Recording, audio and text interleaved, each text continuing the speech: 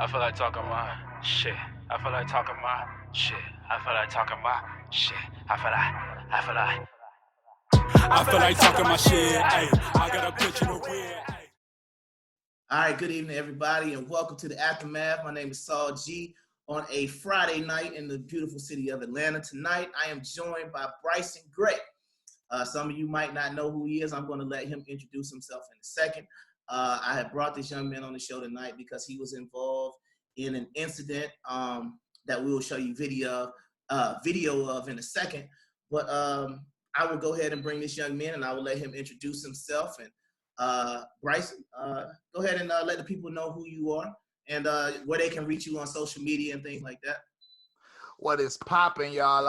I'm Bryson Gray. You can reach me on anywhere. Just type in Bryson Gray in the search, and I should come up, or not, because I'm getting suppressed, of course. But yeah, you just type in Bryson Gray and find me anywhere. Wait, hold on. You said you're being suppressed or oppressed? I'm sorry, I just want to clear. Suppressed. Okay, I had to be clear because you know those when you start talking about presses, I gotta make sure that you know before you continue, I gotta make sure. So you're being suppressed. You mean like media, people trying to quote unquote silence you, correct? Yes, correct. Okay, cool. I just want to make sure. All right, now, how about the first question? I just probably like just kind of get things started. We spoke a little bit before the show started about quote unquote how you went viral. Could you kind of sort of explain to people? I know some people might already know who you are. Can you kind of sort of explain to people quote unquote how you went viral, or technically some of the things you might be known for? Well, I went viral. Well, let me just like dial it back like for like a month or two before I actually went viral. But I was walking around in my city. I'm from High Point, North Carolina, and I live in Greensboro, North Carolina. So I was walking around with a huge MAGA hat, and I was doing it because people started hating me where I'm from for being a Trump supporter. And when you say huge MAGA, do you have a hat with you? I got. Oh yeah, hold on. Yeah, could you just show them, because I think some people think huge. Okay, so this is the hat. So I don't know how big his head is, so you just got to kind of get an idea about how big this guy is. How tall are you? 5'10". Okay, so he's 5'10". So this was the basically the hat that made him go viral right here. So you kind of imagine what a 5'10" head should be like. So you can kind of get an idea. Okay, continue. I'm sorry. You good. But I'm a rocket. Fuck it. I'm a rocket. Let's get it. Yeah. So I was hating in my came because I was popular in my city for making music. I've had songs on the radio since I was like 16, and I'm 28 now. But so when I came out as a Trump supporter, it was insane. Like it was death threats off the rip and stuff like that. Things I'm already used to, which is why it doesn't bother me now. But so when that happened, people were sending me articles of people getting beat up with MAGA hats on. Like, all right, you keep doing blah blah blah, it's gonna be you next. I said, yeah, say less, bet. So I bought the big MAGA hat, and I started walking around with that to places that people told me I wouldn't go, like prime time Saturday night at the Hood Mall. You know what I'm saying? Okay. So I pulled up there. You know what I'm saying? I was pulling up everywhere. So then Osega contacted me and said, yo, you should come to the Trump rally with the hat on. And I said, with the hat on? For what? Ain't no liberals gonna be there. You know what I'm saying? So at first I'm like, yeah, like what? He was like, bro, trust me, do it. So I said, all right, bet. So I went to the rally with my big hat on, and it was crazy as soon as I walked in. And then the camera got in front of me, asked me a question. I answered it like I answer any other question. And while I was at the rally, I was going viral because somebody showed me. Somebody said, bro, this is you. I said, what the world is going on? Because I didn't expect to go viral because I said the things I say all the time. I was wearing a big MAGA hat all of the time. I didn't go viral. So I'm like, I mean, it was just weird to me in the beginning. And which rally was this that you referred to that you went to? The Fayetteville rally, the Donald Trump rally in Fayetteville like 2 months ago. Okay. Yeah, so that's what that happened. Then I started the MAGA challenge, which I started it for the reason of just disproving the narrative that all Trump supporters are white supremacists. Like you know the stupid stuff that people all say, like they all racist and stuff. So I started the MAGA challenge, and then that went viral. It had like millions of views, and then next thing I know, last week, while I was at the Black Voices for Trump event, I checked my Twitter and Trump tweeted the MAGA challenge. So then I went viral again. So it's been a crazy 2 months. Okay, so just real quickly, this is the same MAGA challenge that Jimmy Kimmel was referring to, correct? That is correct. Hey, they say, ain't you that MAGA boy? Call me what you want, cause that don't matter, boy.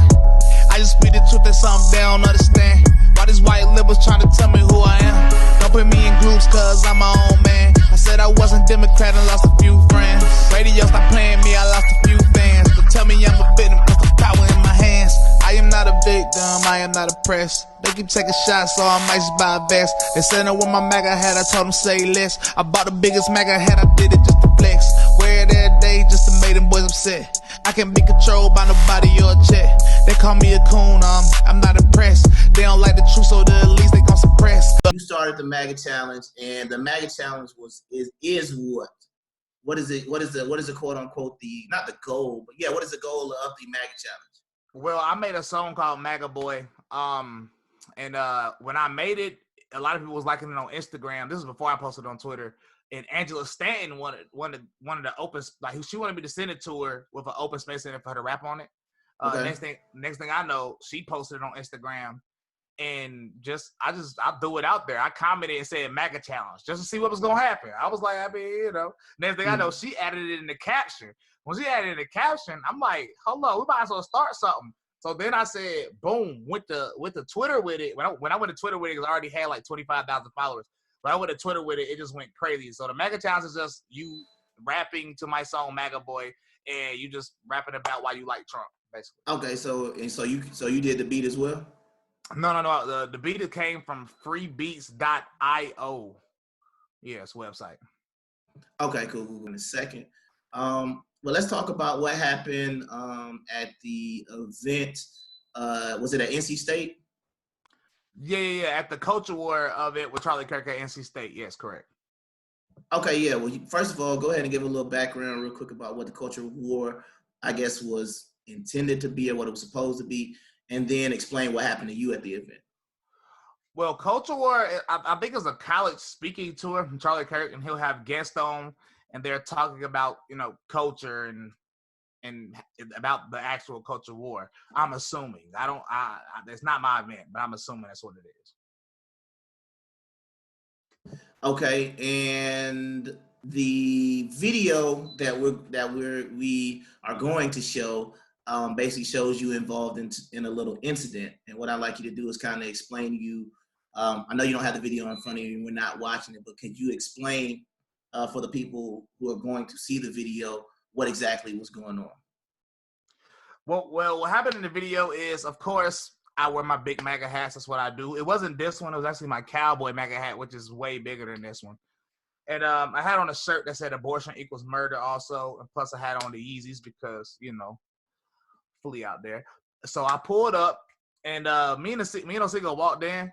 And soon as we walk in, to get upstairs where the event was, it was hundreds of protesters in the main section of the student union.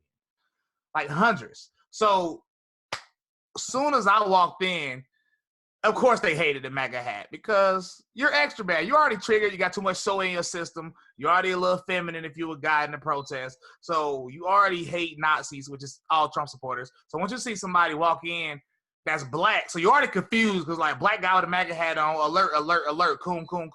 So you like, your alert is already on. So then you see him in a big Make America Great Again hat. Oh, you are livid. Your soy levels is at a all-time high. So I walked in and everybody is just staring. And then this black guy holding the no hate sign. He was like, "Are you serious? Are you serious?" I was like, "I'm very serious." So then they started a little chant, and I'm dancing to the chant, like, "Hey, we big lit in here." You feel me? And they're like, Okay. "What are you?" And they say, "What are you doing?" I said, "I'm protesting the protest. It's my right."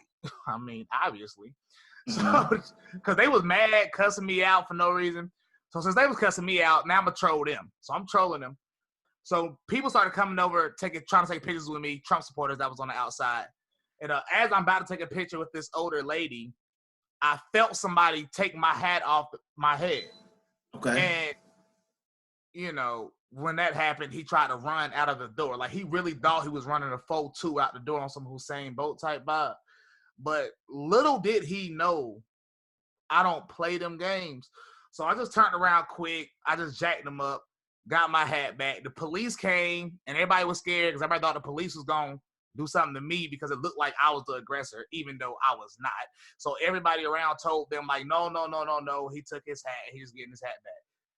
So the police let me go. And that's all that happened. There wasn't even too much to it. Okay, yeah, because I mean, like I said, I remember when you posted the video and things like that. Okay, so now I have questions because I guess like one of my first questions would be, you said when you became a Trump supporter, what were you before? Before I was a Trump supporter, I was a Bernie bro. I gave money to his campaign and everything. So that'd be 2016. You actually wanted Bernie Sanders to be president. Is that correct? Yeah, but I started being a Bernie fan probably like soon after he announced he was running, like early on. Okay, so then my question is, what drew you to Bernie at first? Well, he said some stuff was free. What do you mean? I mean, you know, everybody has their reasons for why they support who they initially supported, right? So if Bernie saw free education, the free healthcare, things like that was something that you were interested in at the time, I guess? Or when you say free stuff, I'm saying, well, more than just, I mean, like what specifically? I mean, was it just the free healthcare? Was it anything that he was saying? Did he, I don't know what sound corny, but I'm saying, was it anything about what he was speaking, how he spoke, the things he spoke about? There's something, you know, because I know for some reason that was, when I looked at the last election, I thought it was odd how many people like Bernie, especially black people, because I'm like, well, why is everybody digging this super old dude to me who looks like the dude on the popcorn box? You know what I mean? So I didn't never really understand like what the appeal was to Bernie. Not necessarily saying like any other candidates were very appealing. In my opinion, I didn't see the draw of so many, because there was a lot of black people, like you said, who were really like Bernie Sanders to begin with. So I wanted to know what drew you to him initially. Well, the thing, see, you probably were more informed. You probably were already informed on politics at the time. So when you're informed on politics, you make sound decisions politically. But how I grew up, how a lot of black people grow up, you're a liberal, you're a Democrat. I mean, that's just, it's a default setting. You know what I'm saying? So I'm already a liberal Democrat. So then you got this guy yelling, right? So he's different than other politicians. He says free, free, free. But what killed the game, though, is when he said, and other countries do it too. I don't know about politics at this time. I'm not researching nothing. Somebody said free, free. Other people do it. We're the richest country. Well, he has to be right. So I'm going, you know, so I loved it. I'm like, yo, this and this and this. And of course, I was one of those pro-black liberals. I wasn't no regular liberal. I was one of those, I was like a alpha male version of AOC. Like I was willing to pull up. Oh Lord, here we go. Okay, so that's what I'm saying. So then if you were pro Bernie and everything he was talking about, so were you? And the question is, were you pro reparations as well? I didn't know what reparations was at that point. You gotta, okay, let me put you in the mind frame. I know nothing about politics, right? Okay, so you was so you want me to go by cliches? You was what, watching CNN? You got all your news from two stations at the time, CNN and MSNBC? One, CNN, that's it. Nothing else now. That's it. Okay, so I mean, okay, I can feel you on that.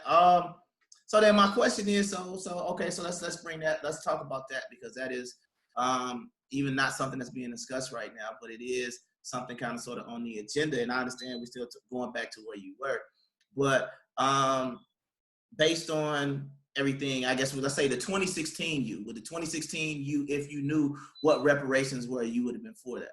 I'm assuming, correct? I would have been for anything that sounded like Black Lives Matter says it. Okay. And once again, I got to understand. So you was also down with that movement as well. Yes, I was. So that means at the time you would have been, I guess, the opposite of the cliches, right? Pro Kaepernick. Yeah. I would have been the person calling you a coon, basically.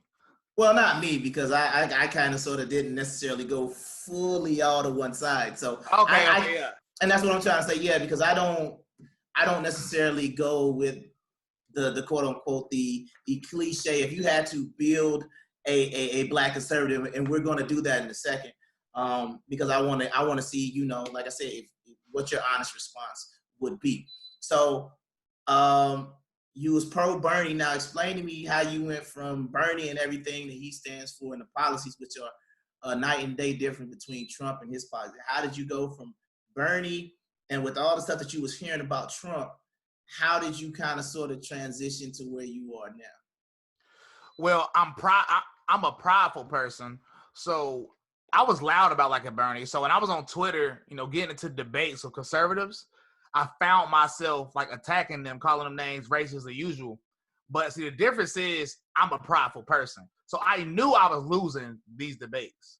So what I started doing, I started researching. Like, I know Bernie right. I just got to research it up. You know what I'm saying? And give out these facts, you know, and we good. But here go the funniest thing I'm about to tell you right here. The first thing that made me question everything was I didn't know this. Growing up, I didn't know this. I'm 28. But what I found out was we pay for the government. So I quickly realized that free didn't mean free. So then I'm like, okay, hold up, Bernie, what you doing, my brother? What are we talking about? So then I just went down, you know, I don't know when you went down it, but I just went down a very, very political rabbit hole because I've always been a curious person. So I'm naturally curious. I've always went down, you know, different rabbit holes. This time it was just a political rabbit hole. So as I'm going down this rabbit hole, people notice that I stopped debating people from a pro-Bernie standpoint. But if somebody asks, I was still saying, you know, because I was prideful. I'm like, I already said I'm with Bernie. I done sent my boy money. I can't back out. Right. But the thing is, I've never hated Trump. I've never hated Trump. I thought all Republicans were racist, so I thought his supporters were racist. But that wasn't based on facts. It was just based on how I grew up. But I've never hated Trump because I'm a rapper. I've been a rapper for a long time. I know Trump was loved in the rap community. You feel me? So It's like, I've never hated Trump. But I started tuning in to the GOP debates because Trump was all over CNN. Okay. And when they would play his clips, my dad would be cussing him out. But in my mind, I'm thinking like, y'all tweaking. That boy is funny. Like, bro, funny. So I started watching him, bro. And he was just destroying people. Okay. And what he was saying, it might not have been politically correct. It might not have sounded good. It might not have sounded as good as something Obama would say. But I agreed with literally 85% of things he said. I remember.